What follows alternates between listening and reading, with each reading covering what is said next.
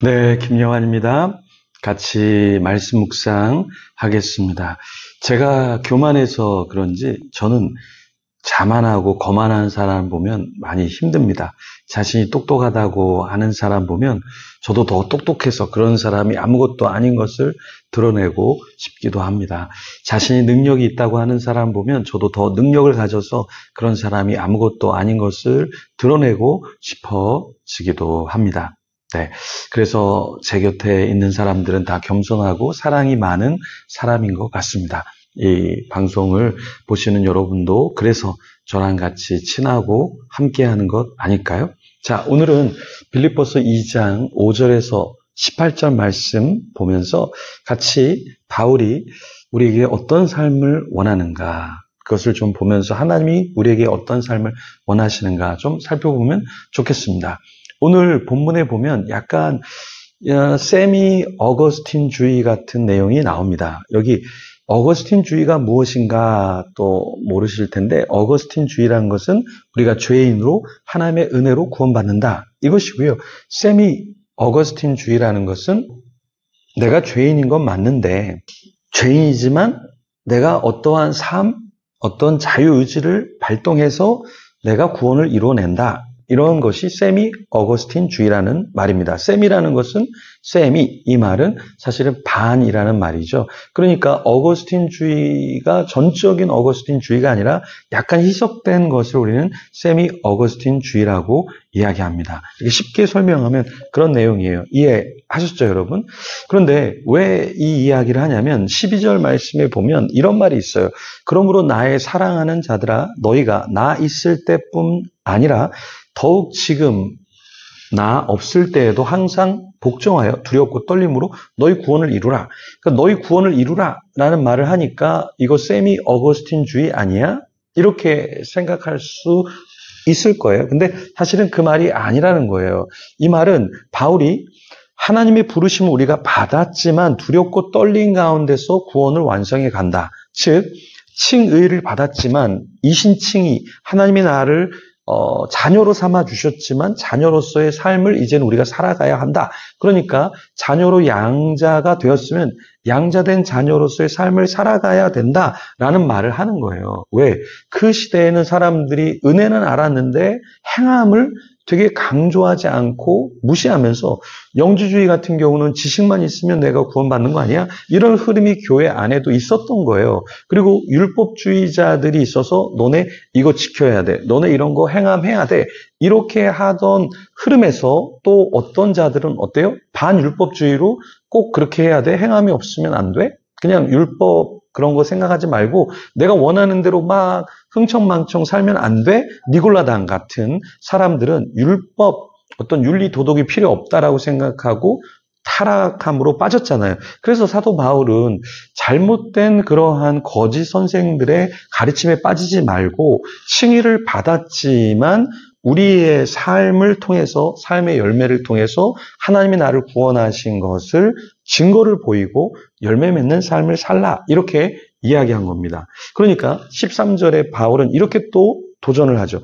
너희 안에서 행하시는 이는 하나님이시니 자기의 기쁘신 뜻을 위하여 너희에게 소원을 두고 행하게 하시나니. 자, 너희 안에서 행하시는 이는 하나님이시니, 즉 우리가 행하는 것도 내가 전적으로 행하는 것이 아니라 하나님이 우리 안에서 행할 수 있도록 도와주시는 것이죠. 그러니까 그런 하나님의 도우심을 받고 자기의 기쁘신 뜻, 하나님의 기쁘신 뜻을 위해서 우리 안에 소원을 두고 행하게 하시니까 그 행함을 하고 하나님 앞에 또한 영광을 돌리라라는 말입니다. 그러니까 우리 안에서 행하시는 이, 그 주님이 우리 안에 계시고 우리로 하여금 그냥 맹목적으로 무언가를 하게 하는 게 아니라 기쁘신 뜻을 우리 안에 두시는 거예요. 그래서 소원을 두고 그 일을 하게 하시고 하나님의 영광을 받으시는 것이죠. 여러분 안에는 어떠한 소원, 어떠한 기쁘신 하나님의 뜻이 여러분 안에 있습니까? 호세아는 창녀와 결혼하라는 그러한 명령을 받았죠. 그랬을 때 호세아는 아마 마음이 어려웠을 거예요. 근데 하나님이 그렇게 말씀하시니까 순종해서 열매를 맺었죠. 요나는 가고 싶지 않은 땅이 있었죠. 니느웨였죠. 그 자기의 민족을 죽이는 그 니느웨. 그러니까 우리가 생각할 때 일본을 생각하면 굉장히 쉬울 거예요. 일본이 우리를 막 와서 죽이고 강간하고 아이들을 잡아가고 그랬는데 그런 나라 니느웨를 사랑해라. 요나가 듣기에는 굉장히 어려웠죠. 그런데 하나님이 그 소원을 요나에게 두시고 요나로 하여금 이루게 나중에 하셨잖아요. 그런 것처럼 때로는 우리 안에 하나님의 뜻을 두시고 내 이성과 감정으로는 다 동의할 수 없지만 하나님이 때로는 그러한 뜻을 주시고 이루게 하시는데 이런 것은 일반적인 건 아니고요. 어떤 대선지자 정도 되고 뛰어난 인물이니까 반하는 그러한 마음, 그 마음이 있지만 그것을 행하게 하시고 열매 맺게 하신 건데 우리에게는 또 그렇게까지 하시진 않죠. 정말 사랑하지 않는데 하나님 결혼하게 하시는 게 일반적으로 적용시킬 수 있는 것은 아닙니다. 그래서 사도 바울은 우리의 기쁘신 뜻, 하나님의 기쁘신 뜻, 그것을 연결시켜서 우리로 하여금 하게 하신다는 거예요. 소원을 두고 행하게 하시면서 하나님의 영광을 받으신다라는 것입니다. 그렇죠? 그래서 우리에게는 너무 내가 싫은데 그 일을 막 하게끔 다 강요하시지는 않는다. 오히려 우리에게 하나님의 뜻을 두시는데 소원을 두고 행하게 하시고 우리도 기쁜 가운데 살아가게 하시고 하나님의 영광을 받으신다라는 말이죠. 특별히 우리가 어떠한 것을 섬기고 비전을 이룰 때 사도 바울은 뭐라고 얘기하냐면 14절에 모든 일을 원망과 시비가 없이 하라 이렇게 말하고 있습니다. 그러니까 일을 하는데 내가 막 원망하고 막 누구랑 싸우고 이렇게 할 바에는 그냥 안 하는 게 낫다. 안 하는 게 낫다. 그러니까 저도 일을 많이 벌리긴 하지만 어떤 싸움이 있거나 별로 좋지 않으면 제가 안 하자, 하지 말자 이런 얘기를 사실은 합니다. 스탑합니다. 아무리 좋은 거라도 싸우면서까지 할 일은 아니니까요. 그래서 하나님이 원하시는 건 무엇이냐? 흠이 없고 순전해서 흠없는 자녀로 세상에서 빛을 발하기를 원하시는 거지. 하나님이 일을 하면서 막 싸워요? 그러면 그건 안 하는 게 훨씬 더 낫다.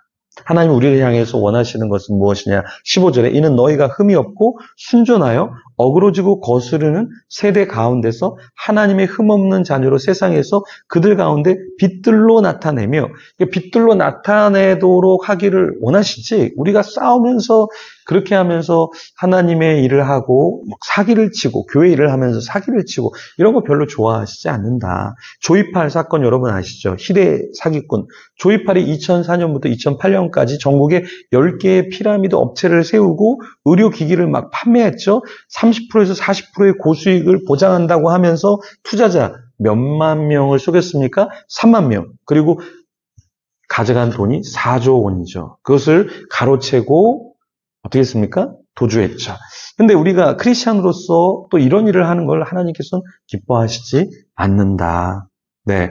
그래서 우리가 주를 위해서 일하고 수고할 때 헛된 일을 해서는 안 되고 또 다른 사람을 헛되게 해서는 안 되겠죠. 16절 말씀 우리가 기억해야 하는데요. 생명의 말씀을 밝혀 나의 다름질이 헛되지 아니하고 우리의 다름질이 헛되면 절대 안 되고요. 주님도 그것을 원하시지 않고 또 수고도 헛되지 아니하므로 그리스도의 날에 내가 자랑할 것이 있게 하려 함이라. 이렇게 나중에 헛되지 않아서 자랑할 것이 있게 하는 것. 이게 굉장히 중요한 것이죠. 그래서 우리가 어떤 일을 할 때 주님이 기뻐하시는 것인가, 사람들과도 이것이 정말 뜻을 합할 수 있는 것인가, 이것을 우리가 따져봐야 한다라는 것입니다. 그래서 사도 바울은 영적인 대사도로서 많은 일을 하는 것도 좋지만 하나님이 기뻐하시고 헛되지 않은 것인가 그것을 점검하라고 이야기했습니다. 바울은요 정말 주님이 원하시는 일에는 때로는 정말 자신의 모든 걸 다 갈아 넣었죠. 자신만 그랬던 것이 아니라 디모데와 에바브로디도가 바울의 이런 섬김에 또 동참해서 에바브로디도는 병에 걸릴 정도로 죽을 만큼 열심히 일을 했습니다. 그래서 사도인 우리가 열심히 일하고 그렇게 할 때 우리 주위에도 열심히 일하는 사람들이 같이 붙게 되고 함께 하나님의 나라를 세워가게 되는 것이죠. 그래서 사도 바울은 자신을 전제로 부어드린다. 전제로 부어드린다는 것은 자기의 생명을 다 하나님께 올려드린다라는 말이잖아요. 사도 바울만 그렇게 했던 것이 아니라 같이 함께 했던 사람도 그렇게 섬겼던 것이죠. 그래서 사도 바울은 역시 빌립보에 있는 성도들도 너희도 기뻐하고 나와 함께 기뻐하라 이렇게 말하면서 어떻게 해요? 이와 같이 이런 삶을 살면서 너희도 기뻐하고 나와 함께 기뻐하라 이렇게 이야기했습니다. 그냥 세상 일로 기쁘고 그냥 나 자신이 뭐 대단해서 기쁜 것이 아니라 복음을 위해서 살아갈 때 이런 삶을 살 때 기쁨이 있으니까 너희도 기뻐하고 나와 함께 기뻐하자 이렇게 초청을 한 것입니다. 그래서 여러분들도 복음에 정말 주님의 부르심에 여러분도 반응하시고 소원을 가지고 주님을 섬기는 여러분이 되기를 소망합니다. 소원이 없으신 분은 더 기도하면서 하나님이 원하시는 소원, 내가 기뻐하는 소원, 그것이 무엇인지 찾으시면 좋겠습니다. 이 시간에 복음에 방해되는 나의 욕망, 복음에 방해되는 어떤 것이 있다면 그것을 조금 내려놓고 우리 이 시간에 같이 복음에 합당한 삶을 살도록 우리 기도하며 나아가겠습니다.